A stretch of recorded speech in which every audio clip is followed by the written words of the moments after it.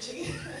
Last year, Vince, when you hosted the luncheon, you brought down people from the Department of Energy, Kansas Corporation Commission, and they spoke about how rich Sumner County was in potential for alternate energies.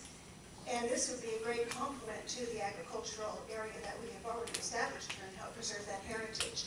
However, renewable energy standards are looking at developing a portion of all portfolios of energy and renewable by the years 2010, 2020. Excuse me, 2015, 2020. Kansas's goal is almost already met by the major companies. With 10 years left, how do we get new projects going when those companies already have committed to the amount they need to meet the 2020? Who wants to start? Raj? I appreciate the question. I maybe could have predicted that after our conversation earlier.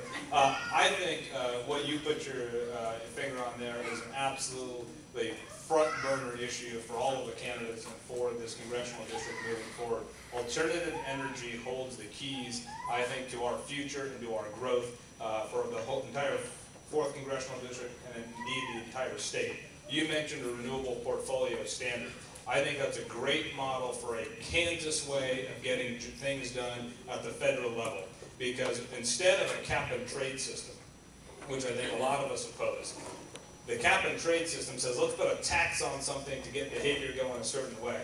Well, you know what we did in Kansas in a bipartisan fashion in the Kansas legislature? We created incentives for the utility companies to work hand in glove, people and the industry, to actually create more alternative energy sources. We have 1,000 megawatts of wind energy online in Kansas right now, with potentially thousands more coming online in the future. And how are we getting that wind energy coming online? Because we're building transmission infrastructure.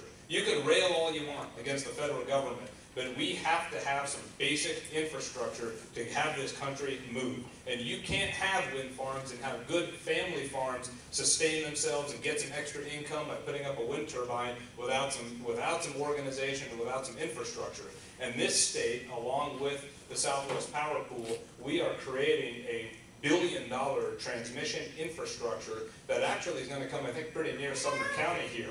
I think it's going to go through Harper, and that grid is going to be our super highway for new energy jobs, and some people call them green jobs. Call them what you will. I just call them jobs. And that is the most important thing. You know, you can argue about climate, you can argue about a lot of things that divide people. The most important thing in your question is that these are good Kansas jobs, because we have a manufacturing base right here. We should be building the world's wind turbines, we should be building the world's solar power, solar panels, biomass, all of these things. They're not in competition with our traditional oil and gas. We're proud of our oil and gas heritage, and we need to keep it. But I tell you, the candidates and elected officials who come before you and are leaders on alternative energy, and I would humbly say that I have been in the Kansas legislature, are the people who are charting a path for our future. It's all well and good to criticize everything that's going on right now, but this is a vision for the future that can create jobs and create great wealth right here in Sumner County and throughout the 4th District. Thank you. And that V system goes through about Viola. It cuts through the corner of Sumner County. Did you guys want to say anything? It's up to you. Okay.